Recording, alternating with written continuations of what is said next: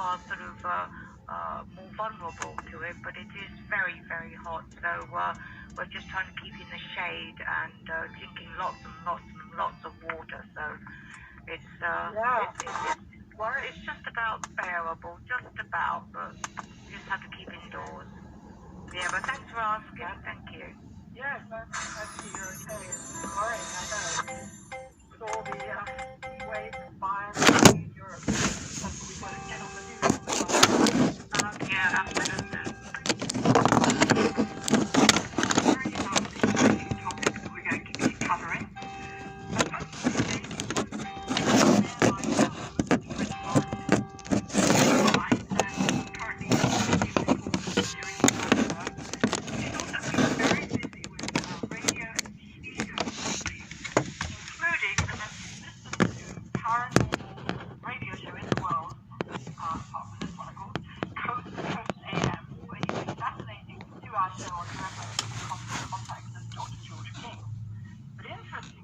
during the show, George Murray hosted, and Richard's been on the show several times, said for the first time ever that Dr. George King is way ahead of his time. And he didn't just say it once, he said it several times. Of course, we know, and there is decided that's true, but to hear that going out to millions of people around the world is absolutely great. So well done to that, Richard. And as a result of that interview, has been invited on a Californian TV show. It's called California Haunts, I think it is. And he also has been doing a lot of shows in England, including the very popular TV show with James Whale and more. But I'd like to begin with a news flash, as often we do at Serious Radio Live, by saying a few words about the latest positive developments in the world. Yes, there are some positive developments, and you may look at what's happening in the world news and be very depressed. Not surprisingly, we see war, we see terrorism, we see disasters of every kind taking place right now. But what we don't see so much of in the mainstream are some very exciting and very positive things that are happening, one of which we're going to cover today. But one thing that certainly caught the eye and the imagination of millions of people last week were the first images from the NASA James Webb Telescope in partnership with the European and Canadian Space Agency. And you will, I'm sure you will have seen them. These images are absolutely gorgeous and show these wonderful, slender, and vast spaces of the universe. Everywhere you look, there are galaxies after galaxies. And apparently the very first image, which I believe was the size of a grain of sand, comprised thousands of galaxies. I mean, the vastness of it all is awe-inspiring, and it just reminds me so much of the cosmic teachings of the Assyrian Society, which is limitless, awe-inspiring, vast. And another thing that struck me, that in our teachings, the Master Assyrian urges us to look upwards, because we spend so much time looking down or looking, as he said, and I'm paraphrasing here, looking at the sale signs in shop windows. Well, we have to deal with our everyday life, that's for sure. We have to deal with these things, but it's also vitally important to look up to our higher selves, to the cosmos above, and to what's going on up there. This is what we're going to be talking about today. This really puts things in perspective, don't you think, Julius? Yeah, I feel exactly the same way, Chrissy. And I think probably most people do. It's mind-boggling. It's about as mind-boggling as things can get. Think of this idea of holding a grain of sand at arm's reach, and then all of these galaxies are within that. And you think, how many grains of sand could you hold at arm's reach before you covered the sky? And each one of them is just filled with galaxies. It's just endless. It's absolutely incredible. Yeah, and there's still debate about whether there's intelligent life out there, which is even more incredible. It's really incredible. One thing I think is interesting is they think, because of obviously the time it takes for light to travel, they think that they're able to see back billions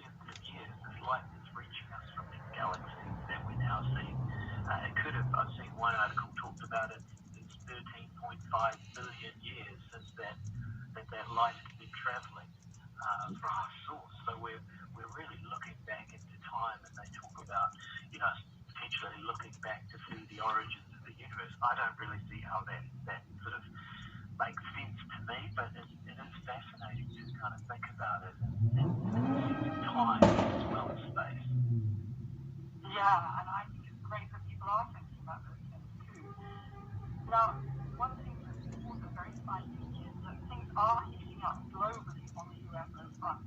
Last month, Friday, June 24, was the 75th anniversary of the day when Kenneth Arnold saw several UFOs near Mount Rainier, and that, from then on, these became known as flying saucers. So you could say that's the beginning of the flying saucers of modern times, although we know they've been coming to this Earth for many thousands of years. Also, July the 2nd was World UFO Day, so we're sort of in the middle of just around this time of thinking about these topics. The first flying saucer sighting in 1947. After that, there were several genuine contactees in the early 50s, which were later confirmed by the Cosmic Masters through Dr. King, including the well-known George Adamski, and of course our master, His Eminence George King. And as most listeners will know, he received over 600 transmissions from the Cosmic Masters, and there were many prophecies which have come true. There was one interesting one, Julie, we were talking about earlier, about how governments will suggest that UFOs are threats. And this is happening now, especially in the US. Then you can tell us more about that, Julie. Yeah, I think this is, I think the one you're referring to is a transmission received by Dr. King in 1958 and published in the Nuclear Society's journal Cosmic Voice at the time, issue 16. And from a being we know as the pseudonym Mars Sector 6. And although it was relevant at the time, I think this prophecy is really going to become almost more relevant as time goes by and becomes more and more proven, as you say. So I'll just read a short extract here from it. He said, I would warn you though, when some governments are forced by the masses to come forward with an admission of our existence, they will try to prove to their people that we are unfriendly. I warn you about this before it happens, so that you may be forearmed by this foreknowledge. And yeah, we really are seeing that. We really are seeing that happening today in two ways, I think. Because what Mars Sector 6 says here is, he says, when some governments are forced by the masses to come forward with an admission of our existence. So they will have to admit that UFOs exist, and we're kind of starting to see that happening at the moment. And then the second part of that, of course, is that they will try, and the word try was in bold in this print, they will try to prove that they're unfriendly. We've seen that happening alongside it, unfortunately. Well, yes, absolutely. I know in the USA, where we are Union, they are talking publicly about UFOs as threats. But the good thing is they're studying the topic, and I suspect, I'm absolutely sure, in their closed sessions that they have, the story is very different. Just talking about the USA, we'll start here, shall we? Just last month, continuing from discussions held last year with the Pentagon, the Congress, and the Ministry of Defense, one of the subcommittees in the House has a massive, House Intelligence Committee, which has a massive long name, which I don't even begin to remember what it was, but they conducted public hearings on more than 140 sightings by military pilots over the last 20 years of what they call, now calling UAPs, unidentified aerial phenomena, which to me, Julian, I don't know if you agree, they're just trying to distance themselves from the UFO movement, I'm sure, by giving them another name, because it's all the same, whatever you call them. UFOs, flying saucers, UAPs, okay.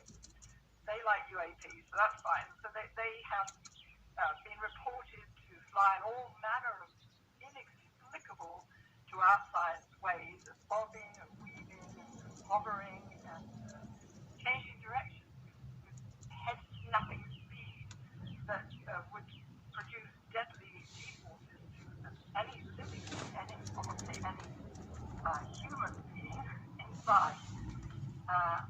So a lot of fantastic things are going on, and they are studying them. And also, some American astrophysicists are taking it seriously, and NASA's launching a real-time study into the whole subject. But one thing I noticed that the U.S. government doesn't like to use the word extraterrestrial, certainly as I say, not to the public. But again, probably they do in their closed sessions. Is there anything else? I just skip the surface about what's going on here, but I know that you've been studying it as well, Julian, so perhaps you could fill us in on anything else that's happening now. Yeah, well, you mentioned NASA there. I think that's very interesting. NASA, of course, now has a guy called Bill Nelson who's heading it. He's a former senator, and he's also a former astronaut. He's been 6 days in orbit of Earth on the Columbia space shuttle, and I think it was in the 80s. But he's kind of got experience in space, and as we know, astronauts, by and large, tend to be quite affected at quite a deep level by the experience getting up in space. As you'd imagine, travel, the old saying, travel broadens the mind. Well, if you get to travel into space, it must be very, very broadening of the mind. So Bill Nelson is now heading NASA, and he has spoken to some of these Navy pilots who have seen UFOs, and he's spoken to them person to person, and he's coming out saying that he believes that they really saw something genuine. He's backing them, and it's fantastic to have someone in such a position as him believing that, and not only believing that, but actually having the courage to come out and put his head on the line, put his reputation on the line, and say this. So I don't know if it was him, but it wouldn't surprise me if it was him who's sort of nudging NASA in the direction of the study that you mentioned that they're going to do to kind of review the current literature out there about UFOs or UAPs.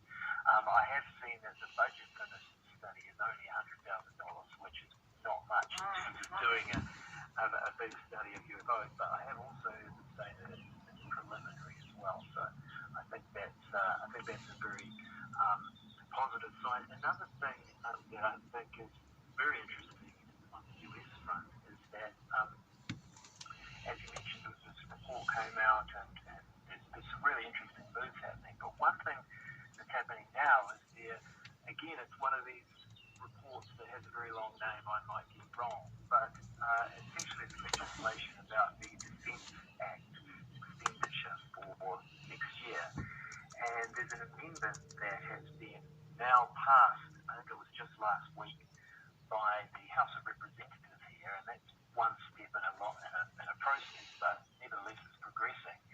And this is essentially to include whistleblower type immunity for people coming forward from the military, from the government agencies with information about UFOs. And it's going to, some people may feel that they have this information, but they feel may feel restrained because they've signed these kind of non-disclosure secrecy type of agreements. So they feel that they can't come forward with this information because they'll be prosecuted, could be imprisoned and so on for breaking the laws that they are bound by. But this legislation will two things. It will remove those and say that they do have the freedom to come forward with information about UFOs. But secondly, it will actually compel them to do so. It will say, if you have this information, you must come forward with it. So that's really quite extraordinary.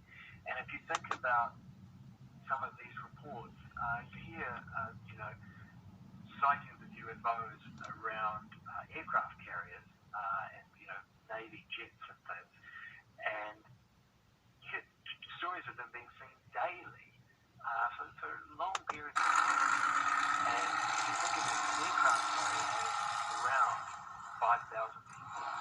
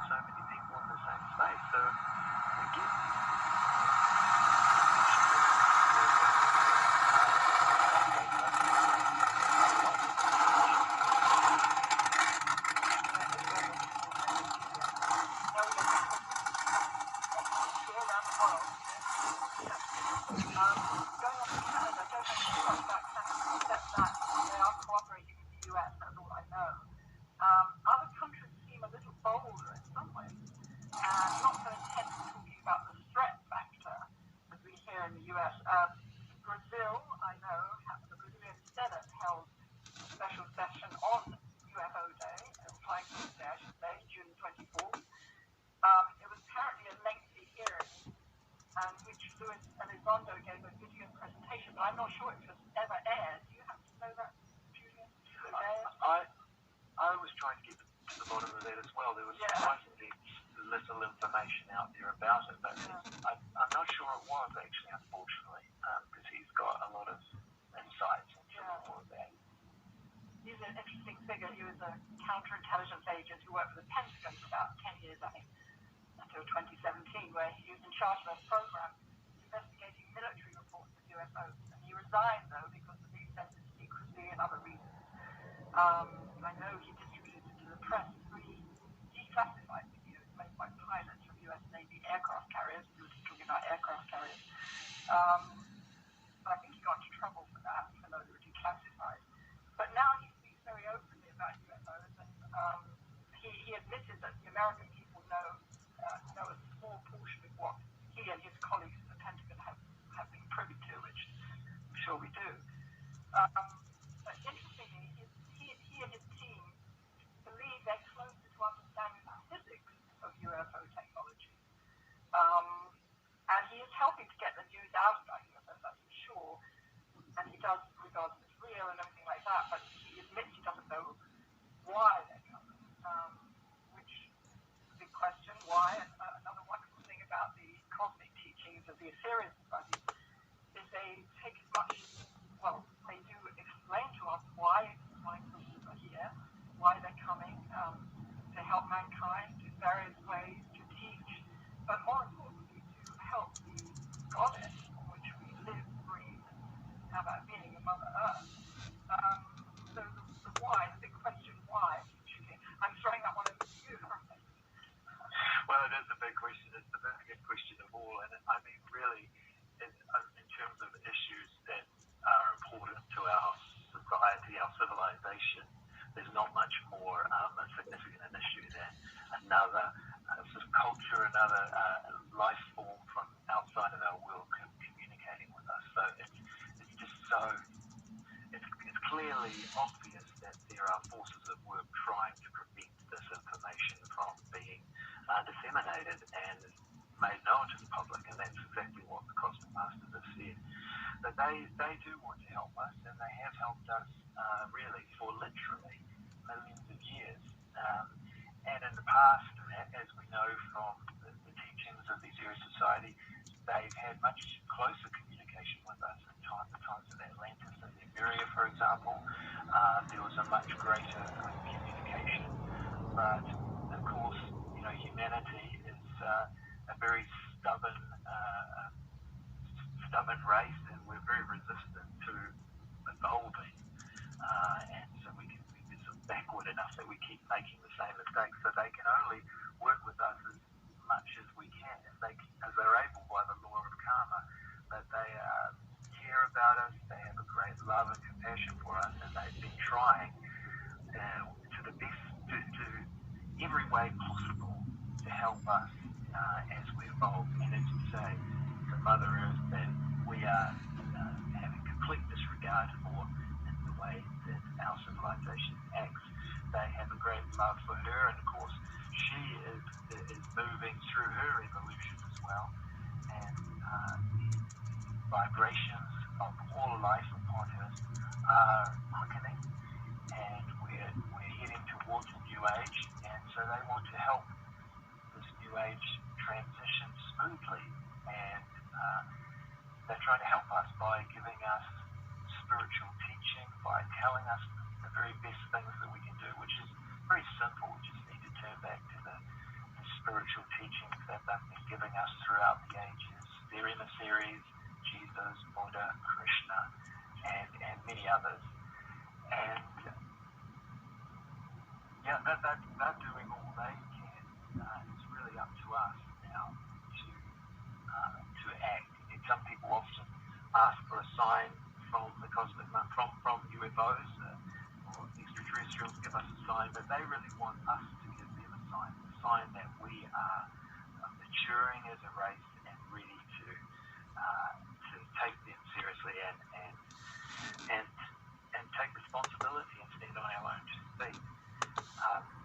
I'm not sure if that's a very good answer. It's a bit of a rambling one, but it is a very big question, isn't it? Well, it's a big question. It wasn't really fair to throw that at you. No, that was a good answer. Thank you very much. Yeah, so just a few words now about my own home country, Britain, and their approach to UFOs. Despite the fact that the British government quiet on this important front, as far as I know, the famous astronaut, British astronaut Colonel Tim Peake, who's I think a bit of a household name in England, as he was the first Briton to form a space force.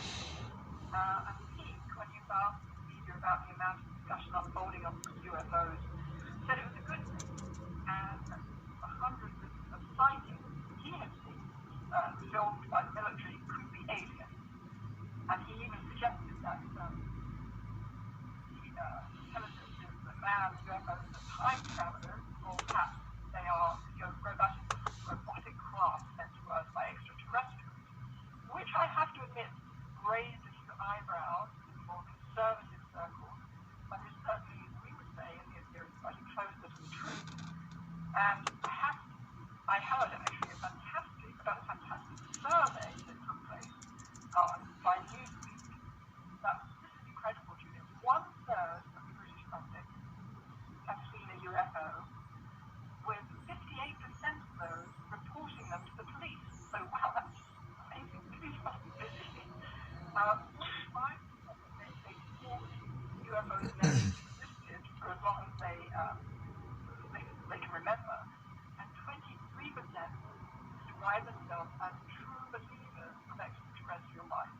That's amazing. And going back to people reporting their sightings, there was a time in the late 80s when we had the UFO hotline in London, and it was so busy we virtually had to close it down with sighting after sighting, people reporting these intriguing sightings that there was not the time to deal with them. So it is true that many people have sightings and many people report them too. Yeah. I'm sorry. No, I was just going to agree with you on that. I mean, what struck me about that interview with Tim Peake was how the subject was actually, it was treated with, it was just treated as another subject on the news. It wasn't kind of treated as a kind of ridicule corner of the news. It was treated as just another subject. And Tim Peake himself, again, he's a very credible guy, respected, and he was quite prepared. He could have deferred and just sort of said some kind of non-committal answer to the question that he was asking, but he chose to come forward and actually engage in the subject the way he did, and I thought it was fantastic to see someone like that doing that, because so many people are not brave enough to come forward and talk about these things in that way. And you mentioned the UK government.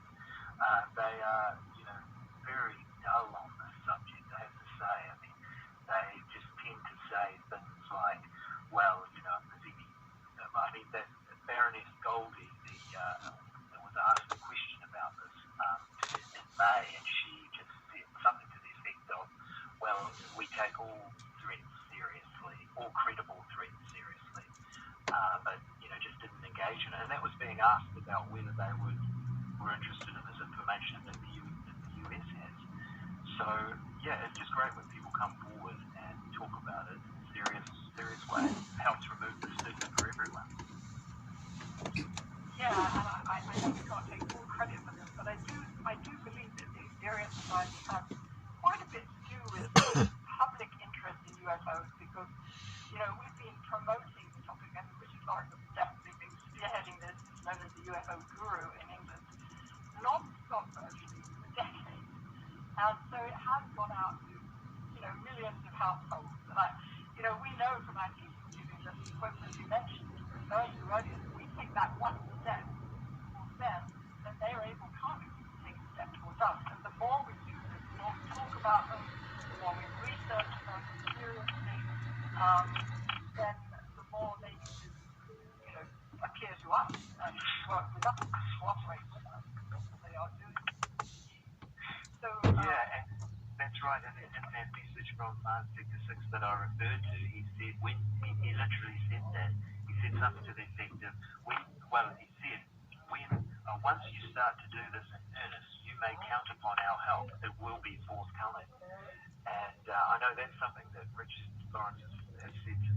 several occasions that he finds whenever he really gets, a bit of a campaign momentum going on this, things just start to happen.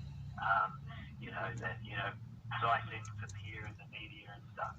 And so I'm sure, I've only been interested in this, relatively recently compared to, Richard and yourself, and going back to the master himself, who just started doing this in the 50s when it was really kind of the thing to do. And so the Ear Society certainly has played a role in this. Yeah, exactly. Now we're coming up to the break, believe it or not, time flies, right? But before we do, I'd like to say a few words about France. I don't know too much about what's going on in France, except, interestingly, they are the only country now in Europe that still has its own UFO unit or department, which consists of 4 staff and about 1,000 volunteers who get their expenses paid to go out on site and look into the UFO sites. So that's one good thing. Anything else that you are aware of? No, I'm not really, but I agree that's fantastic that they still have that office in place. Yeah. Well, may it last and grow. I'm sure it will. So we're going to have to take a break now and hand over to Nikki Wood, our producer, and then we'll come back by covering, some of the rest of the world. Well, thank you so much, Chrissy and Julian, for updating us all on this intriguing topic. It really is fascinating. You are listening to a Sirius Radio Live with hosts Chrissy Blaze and her guest Julian Rosser, talking about the latest UFO news around the world. Fortunately, we still have a few more days of the magnificent energies pouring down from that shining temple we know as Satellite Number 3, during which all spiritual actions performed with a selfless motive are enhanced by 3,000 times. Regrettably, it will be leaving orbit of our world at 12 midnight GMT on August the 5th, so please do feel welcome to join with us in our special service to mark the last hour of the second spiritual push for 2022, which will be live streamed from the Osiris Temple in Los Angeles. And to tune in, just follow the link on osiris.org/online services. It really is a lovely service. So let us all make the most of such wonderful energies in these remaining days. And as always, we have our regular online services held during this period, to which you're very warmly welcome to join in to help flood our world with much needed spiritual energy. And details are on osiris.org.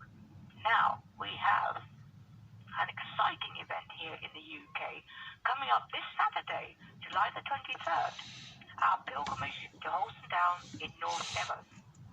This year, we will be making history by dedicating our annual pilgrimage to this mountain, and it will be dedicated to the 6th Adepts. This is the first time we have made these cosmic saviors the major focus of a pilgrimage. So rather than directing our energies towards the betterment of humanity, we will send out praise, appreciation, thankfulness, and a blessing to the Adepts as a karmic manipulation on behalf of our world. So for more details, please contact us on pilgrimage, that's singular, pilgrimage at Osiris.co.uk. And more details for other upcoming events, as always, please visit Osiris.org. For the next Osiris Radio Live on August 16th, Richard will be back and joining Chrissy for yet another exciting show, and wait for it. This is entitled Service Leads to Kundalini Heaven. Wow. So that's it for now, and I'm pleased to hand you back to Chrissy and Julian. Thank you, Nikki. That pilgrimage is going to be absolutely fantastic.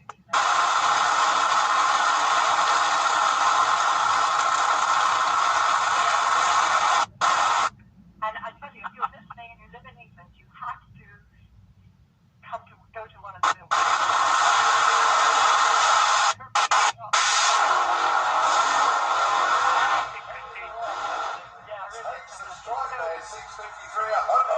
seem like that. They seem love that. It's up in the air.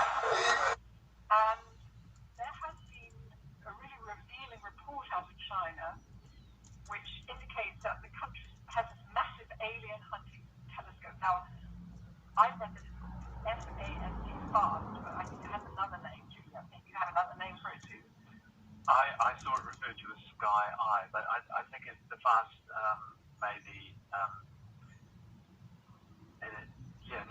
It's probably got multiple names. I think it'd be a Chinese name translated, but the Sky Eye might be its kind of nickname.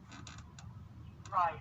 Well, this massive alien hunting telescope has detected curious signals, which they say may have come from extraterrestrials. Here they are using that word again, which many countries don't. And this is disclosed originally in an article by the state-run magazine called Science and Technology Daily. And they stated openly in the article they had detected several cases of possible technological traces and extraterrestrial civilization from outside the Earth. And the scientists who oversee this telescope past, Ken Bone, declared quite boldly that the signals they're investigating are likely to have come from extraterrestrials. So Julian mentioned to me that this is closed down, is that right? What happened about that article? Hello? Sorry, you can hear me now? Yes. It's very interesting. Very interesting story then that they came out and said this, but then I think it was the next day or the day after, it was basically shot down by various sources saying that it was because it's a radio telescope and it was most likely radio signals, Earth-based radio signals, and so there's two possible scenarios here. One is that it's true, and the other is that it's not true, and that this is just really just a clear or quite blatant example of censorship of this type of information. And what I think is interesting is this is a radio telescope, and if we go back to one of Dr. King's books, You Are Responsible, one of his first books, there's a very interesting question and answer session in there with the Master Asterius, in which he talked about them, the Cosmic Masters, communicating with Earth scientists through radio receiving stations, early versions of this one that you talked about, and communicating through to these. So Master Asterius said this is happening. They are sending signals to radio telescopes. So I think when we see this happen in China, given what the Master Asterius has said, it just seems very suspicious to me. Yeah, this is a massive alien hunting telescope, so I'm sure they're not going to make mistakes like that. And it was, I say, it wouldn't have been disclosed in an article by the state-run magazine unless they were absolutely sure about it. So, what happens? Things come out in the public and then they get shut down. But things are improving. So that's a good thing that came out. Now, Russia, the interesting thing about Russia, it's an interesting country, even though all we think about Russia right now is that they're at war. But there are still exciting things happening in this big country and have been for decades on the paranormal front. Russia is one country that's been very open regarding UFOs and the paranormal, especially since Glasnost. That was, remember it well, 1985, President Gorbachev was the president at the time, and they were suddenly very open about the topic of UFOs. And that was the time when Richard Lyon and Christopher Perry actually were working on promoting the topic through the radio and so on. And as one example, I have to just tell you this, because it was so amazing. We saw this little article in the press about an experience that happened in a place called Voronezh, outside Moscow, where the craft landed at a bus stop, and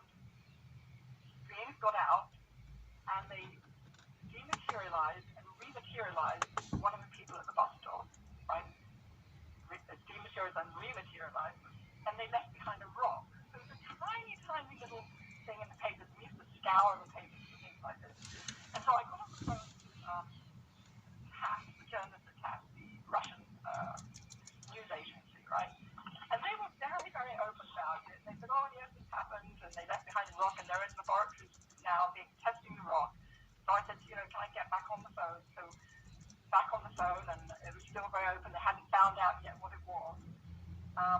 But eventually, it was completely closed down. You couldn't get anything out of them, even with dust objects still exhibit. But that was fascinating, because this piece of rock left behind was not a dessert, so it must still be, being probably studied in Russia somewhere. Oh, wow, that's an absolutely fascinating story, and that's another example of things sort of creeping out and then getting shut down. And if I just go back to that book, You Are Responsible, in that part of that question and answer, the Master of Theorists specifies the governments of certain countries saying that they know about things. He says the American, Australian, New Zealand, Indian, Russian, and British governments all know of a couple of satellites that were in orbit of Earth at that time. So he's saying Russia there, and he said New Zealand, which as a New Zealander, I'm quite disappointed to see New Zealand's name in there. But yeah, that doesn't mention China, but maybe China wasn't aware of it at that time, who knows. But so again, the Master of Theories is just confirming that these governments do know about these things, and they're not revealing it. So, but every now and then things sort of slip out. They can't keep it perfect lid on everything. So it is good that the odd thing slips out every now and then. Yeah, and even recently, the head of the Russian Space Agency, Dmitry Rogozin, I'm probably pronouncing it incorrectly, recently shared his thoughts on UFOs, including the possibility that the Earth has been studied by extraterrestrials. Again, that word they're using. And he made some intriguing comments during an interview with a Russian media outlet a few weeks ago. And when he was asked about the chances of intelligent life being in the universe, he was very, very open to the idea. So, things are still coming out. And the more they come out, the more the public is, we know what's going on. The public is aware that there's a cover-up which is gradually changing. And the other thing that Russian, the head of the Russian Space Agency said was he suspected that it was being observed, and he thought that was a good thing. He was very open to that. I mean, one other part where Russia kind of crops up in this whole UFO story is that sometimes people in the West, the US for example, think that UFOs could be some sort of foreign government secret weapon, and Russia or China, if they're US-based people, they tend to throw out countries like Russia and China. But I think that is, to me, completely absurd, especially when we look at the fact that UFOs have been around for so long. Why Russia would choose to develop advanced technology from at least the 40s that has been publicly, widely publicly kind of talked about, but as we know, it goes back centuries.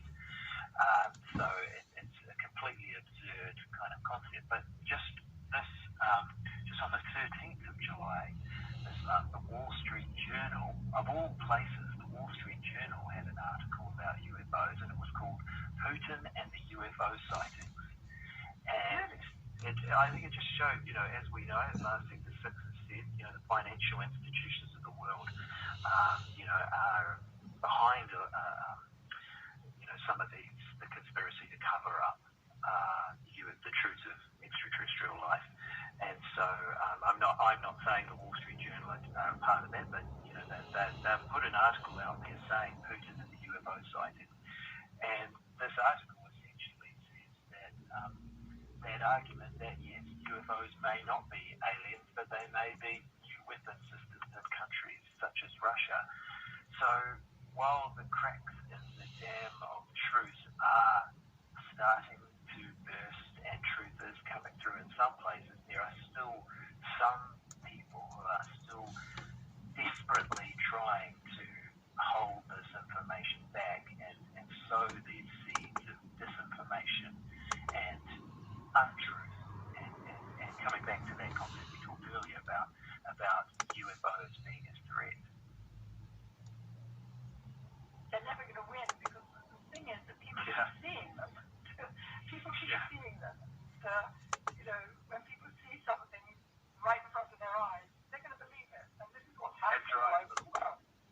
So they're never going to be able to put the lid on it. And things are coming out now. And it's an impossibility. So I think the next few years are going to be very, very interesting on that front. And I think that's right. We've covered the main countries that I'm aware of anyway, and if you know of any more, Julian, who are researching and talking about this topic. There was one other thing I was going to mention also on the that I also just saw recently on the 12th of July. This was Bloomberg reported on it, and there's now a tech startup that is being put in place. It's called Enigma Labs. That's a play on the Enigma machine, I think, in the Second World War. But they are setting up a thing to track, to kind of keep track of UFO sightings globally, is what they hope, to use artificial intelligence to kind of, record as much of these things that are coming through. Because as you say, there's just so many of them. If you go on a website like Reddit, for example, there's a flood of these things. People are seeing lights in the sky all the time. I mean, sure, some of them are probably hoaxes and mundane things, but definitely some of them are extraterrestrial in origin. And this company is hoping to kind of start some sort of enormous repository where they can have all of this data coming into one place, in a huge volume, and then they can use high-tech software and artificial intelligence to kind of analyze them and find patterns and somehow filter out the things that can be easily dismissed and get down to the truth, which is really exciting as well, I think. Yeah, that is interesting. It kind of reminds me of a bit different. Dr. Roger Nelson, he's at Princeton, they had this massive study where they would have people around the world doing meditation, and they would measure the amount of change in the amount of energy, change in the energy during these times. And wouldn't it be interesting, as this comes to my mind, if they would measure spiritual push times and outside the spiritual push times and see if they could find a difference. And on that note, Julia, let's now, in the last 10 minutes or so, let's talk about what the Assyrian Society is doing on this topic, because we are the oldest, I think, certainly we are the oldest UFO organization of its kind in the world. We've been around for a long, long time. We don't just believe in UFOs, but we cooperate with them. And Nikki, in the break, mentioned the satellite number 3, which is now in orbit with Earth, and the spiritual push, as it's called, that we're now in. And I wondered if you might explain to Julian, for those who are new, what this means exactly. Yeah, well, a spiritual push is an extraordinary thing, really, and we talk a lot about satellite number 3, and I think the name of it is the most understated name of anything ever. Call it satellite number 3. It's the most humble kind of name, because it's number 3 because there were 2 other satellites in orbit of Earth that were referred to it, and you are responsible, the extract I was talking about earlier.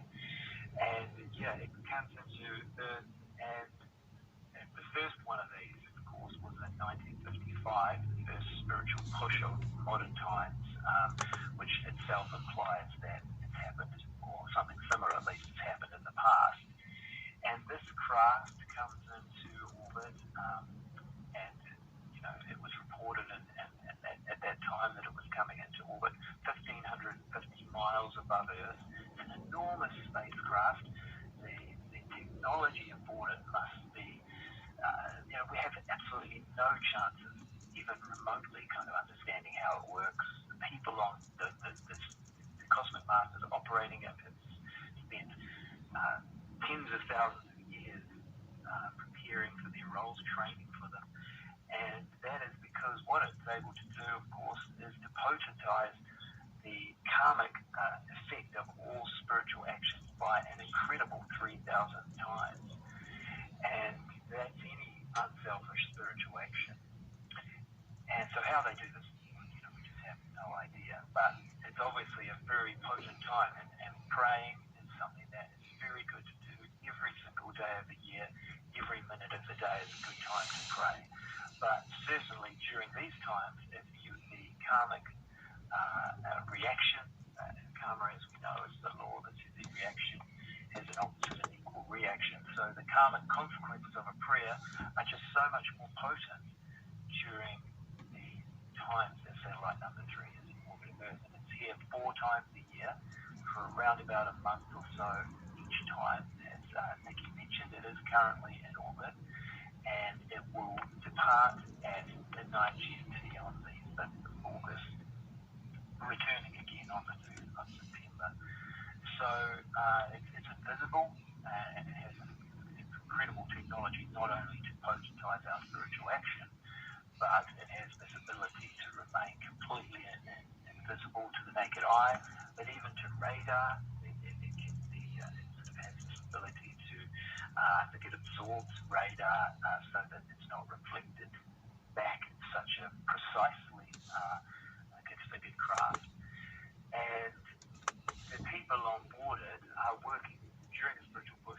This is people, admittedly cosmic masters, advanced intelligences, but they are living entities, and they are working 24 hours a day. They're working right now as we're doing this. They are working to potentize the actions of people around the world. There might be someone praying in Peru or in Scotland, who knows? And they are at this very moment potentizing their spiritual actions by a factor of 3,000 times. It's just mind-bogglingly incredible what they're doing. It really is. And of course, all spiritual actions, all selfless actions that are being done are able to pinpoint people around the world. Amazing, yeah. And of course, we have to thank our master for that knowledge. It would be happening anyway, but being conscious that it's happening is a totally different thing. And it's our master who brought about this cooperation with the cosmic masters because of his own status, the cosmic master. He was able to bring about not just knowledge of satellite number 3, but also other missions where we cooperate with the cosmic masters that you've heard about on a Sirius Radio Live. So, he was the fountainhead of this. He brought about this cooperation and taught us how to cooperate in the most potent way through the performance of the 12 blessings, for example. And I remember in the early days, we didn't used to have dates. We didn't have these set dates that we have now, and it was very exciting because the master would receive a transmission that spiritual push is going to come up now.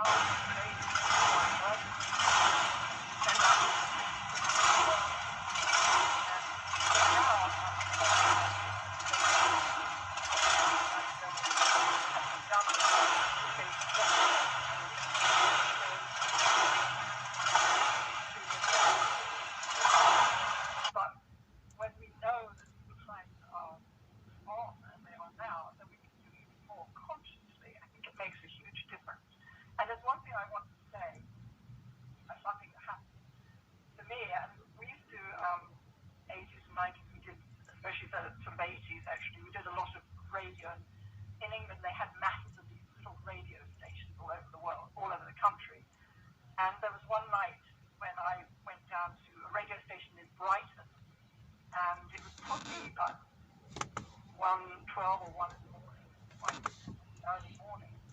I remember the ethers were clear, I can't remember the day. And the host was very open to, we were talking about UFOs, and he got on to the topic of satellite number 3.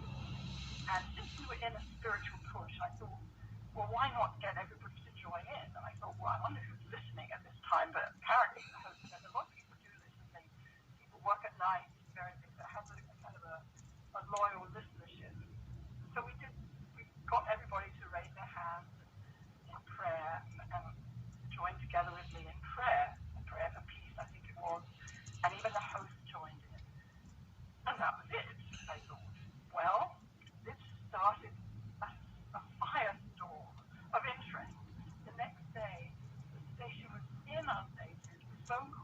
about people who had a miraculous healings. They saw blue lights. There was one lady I remember, she said she hadn't been able to go to the house. She had that disease where you can't leave the house, and now she was out of the house. She was cured. Wow. And it was so, there were so many calls that it made the front page of the local newspaper.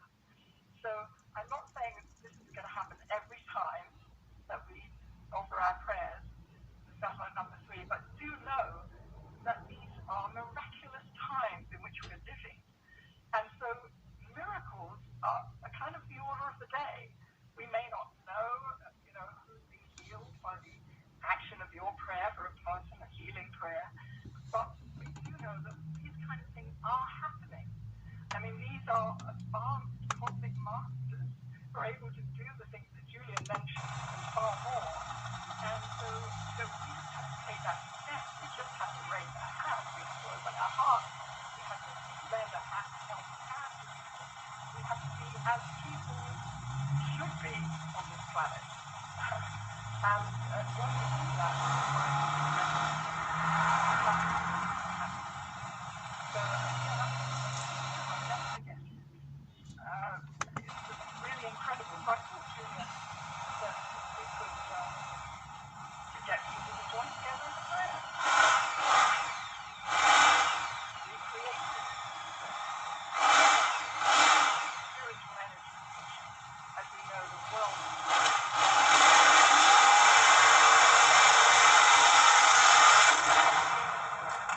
spiritual energy crisis, a lack of spiritual energy. And if we can change that, we can raise consciousness and we can solve all the problems that the world is now facing. It sounds simple, it sounds simplistic, but it's not. It's the truth. So before we join in prayer, Julian, would you like to add to that? No, I couldn't have put it better, Christy. That was, a lovely story, those experiences from the past, and I wholeheartedly support everything you said. I'm not sure what local paper will be reporting the successes of today's effort, but maybe it'll be online or spread around, but I'm sure there will be, because we know prayer works, so there must be some sort of positive consequence of what you're about to do. Yeah, and I thought since the world is in turmoil, so many awful things happening, then we should join in a prayer for peace and harmony and healing. And so let us sit or stand or however you're comfortable joining in, and do join in with us. And then if you're sitting, put your feet flat on the floor and raise your hands in what we call the prayer mudra, and that is the hands palms facing outwards, about shoulder height, keeping the fingers and thumbs together, not tight but together, and allowing the love which we will radiate through this prayer to flow through your heart, the palms of the hands out to the world, performing its miracles. So let us now join mentally with this prayer. O divine Father of all creation, we open our hearts and minds to you now in prayer, and humbly request that peace may spread throughout the world, and may this radiant light of peace shine upon us and all people of our world now and this very moment. We pray, O God, that this divine essence may fill the hearts of all people with love and compassion, with charity and understanding. May it flow to those who are harmony and healing to our world. May their decisions and actions be imbued with clarity, wisdom, and love. O God, may we all unite in a common goal, so that we may together see the dawning of a new era of lasting peace upon our world. Love, compassion,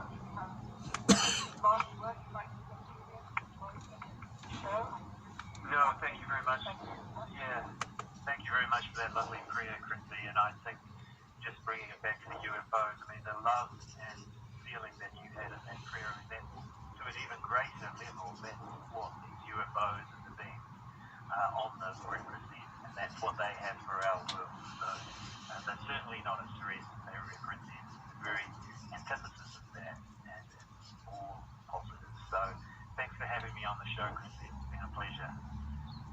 Oh, thank you so much. It's great. Thank you. And lovely closing words. That's so true. Let's offer our love, great cosmic ones. Let's face it, sacrifice so much of their time and their energy to come to our world without any, no recognition, no appreciation. So let us be the ones who will really appreciate them and thank them and offer them our love and our support. Thank you so much. And goodbye to everybody. And thank you. Over back to Nikki for the closing words. Well, that was absolutely beautiful. Wonderful prayer, Chrissy. And thank you so much to you and Julian for an excellent and informative show. It really is an amazing what information we have, and that was a beautiful, beautiful outpouring of love for peace and harmony. Much has certainly been learned by us all about these latest developments, and thank you to you both once again for such a wonderful show. As mentioned earlier, Richard will be back and will join Chrissy for yet another exciting Sirius Radio Live on August 16th with the show entitled Service Leads to Kundalini Heaven. And if you would like to find out more about the facts mentioned in the show, please visit aetherius.org. You can connect with Richard through his website, richardlawrence.co.uk, with Chrissy through her website, astrologycity.com, and of course, Julian Rosser through aetherius.org. We really hope you enjoyed the show and benefited from the great advice, wisdom, and love that came through tonight. And thank you for listening, and we look forward to your company next month.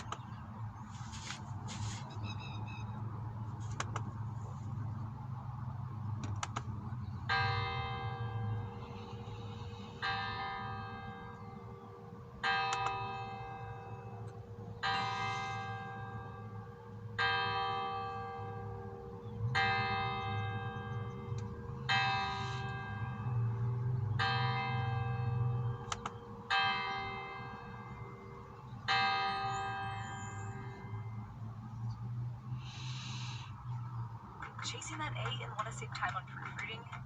Grammarly makes editing one click simpler.